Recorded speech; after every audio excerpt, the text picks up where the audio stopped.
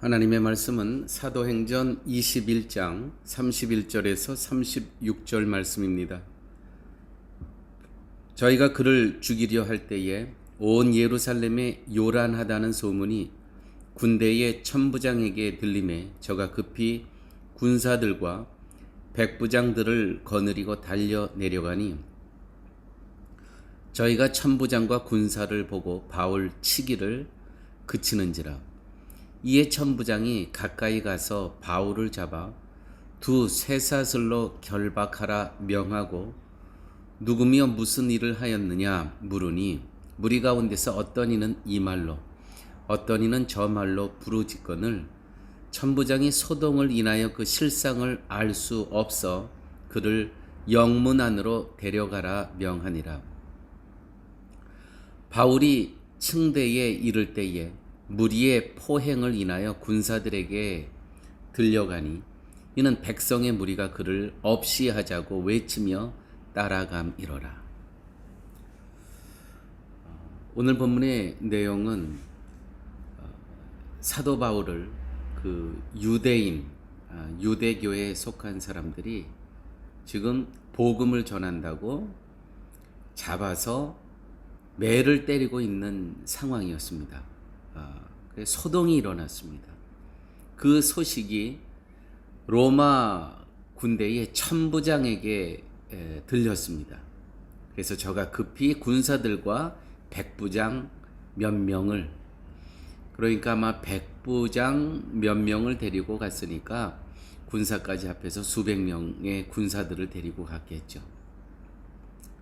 그래서 가서 일단 지금 매맞고 있는 바울을 죄인인 것 같으니까 쇠사슬로 결박하라고 명합니다.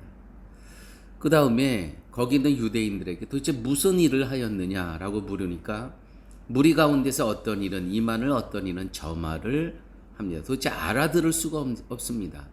그래서 일단은 군대로 데리고 가자. 그래서 데리고 갑니다. 여러분, 과연 하나님의 일, 하나님의 섭리는 무엇입니까?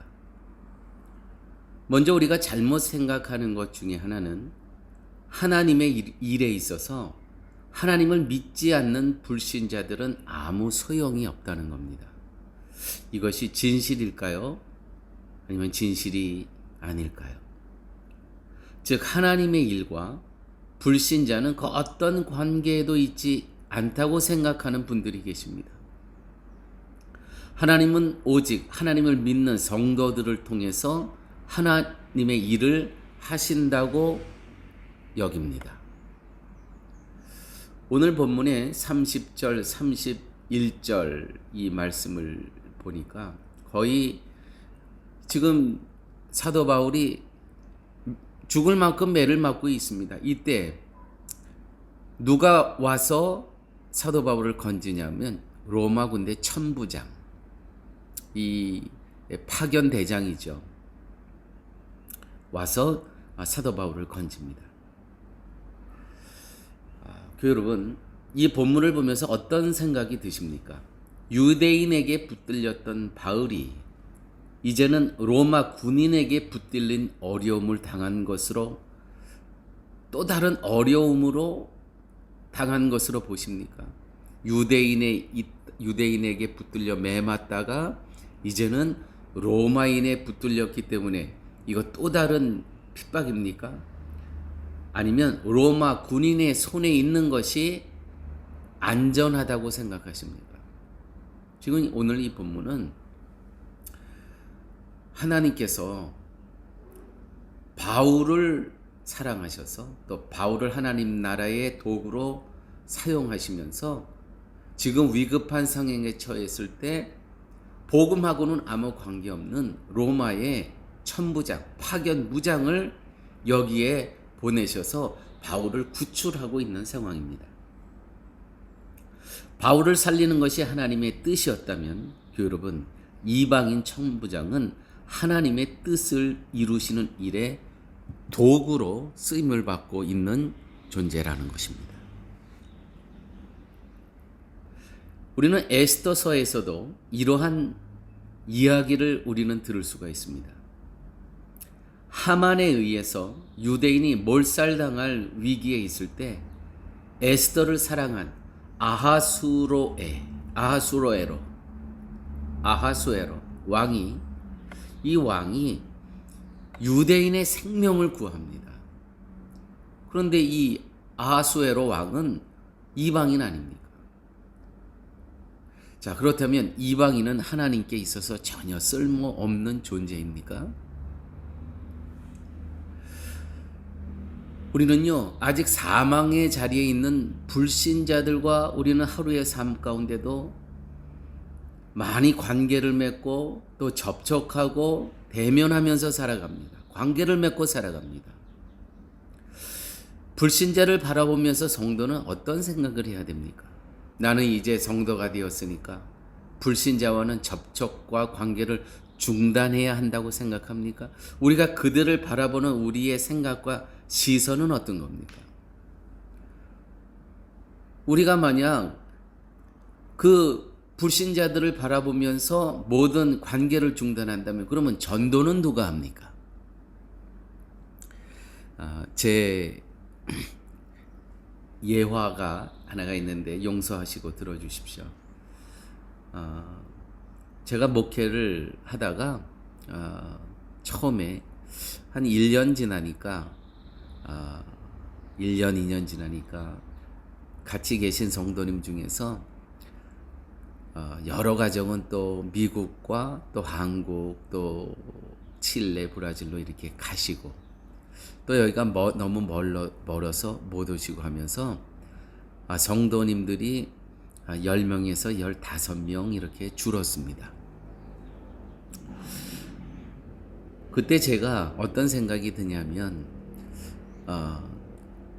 저의 접촉하는 분들이 늘 우리 성도님 뿐이 안 계신 거예요. 또 물론 그때도 선교는 했지만은.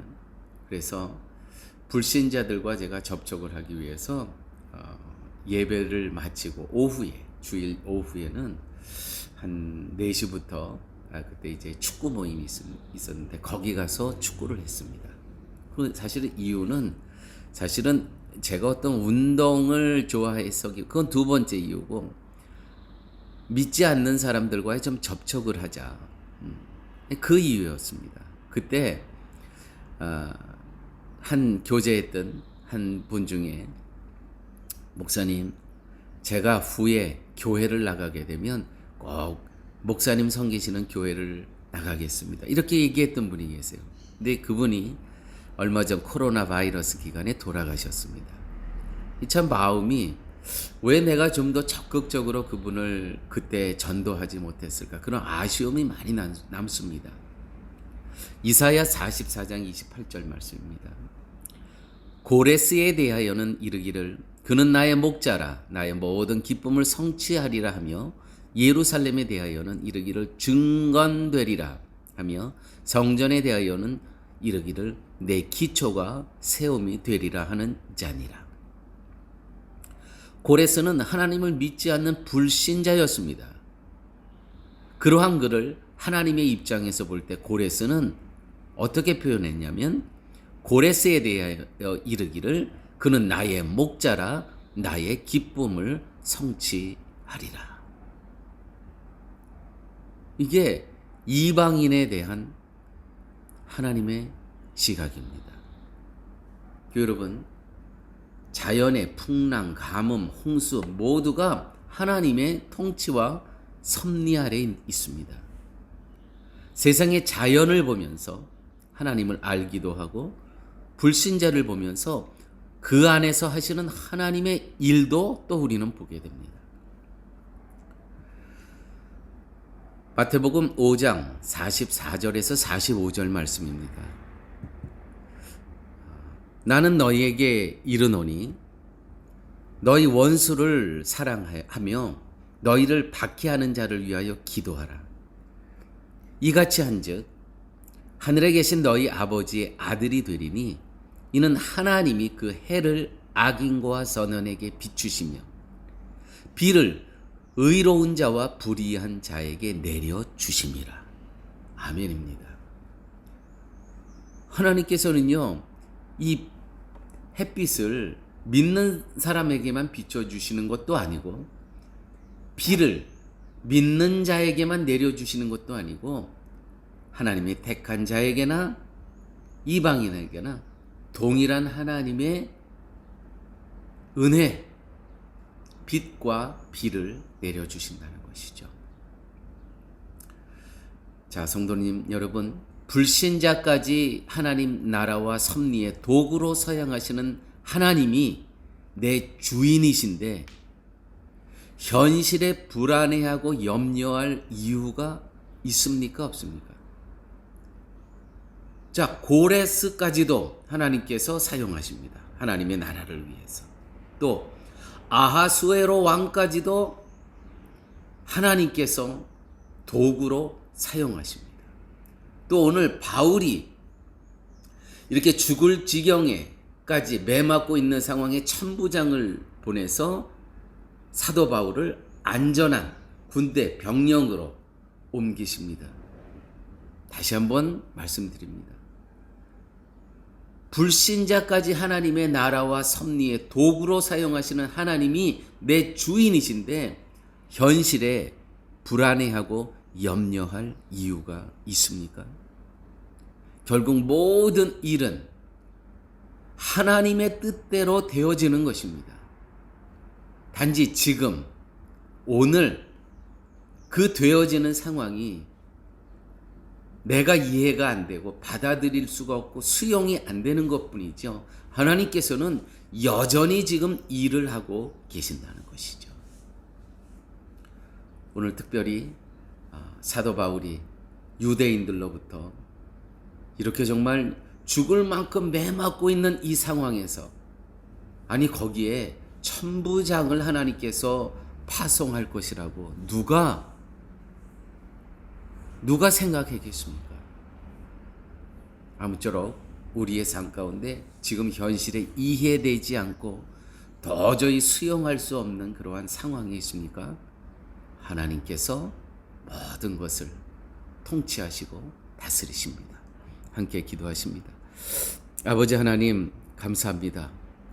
오늘 하나님께서 저희들에게 사도 바울을 통해서 그가 고난 중에 있을 때 이방인인 로마 천부장을 파송하여 주셔서 그를 통해서 사도 바울이 안전한 지역으로 피난처로 수송되는 그러한 이야기를 들었습니다.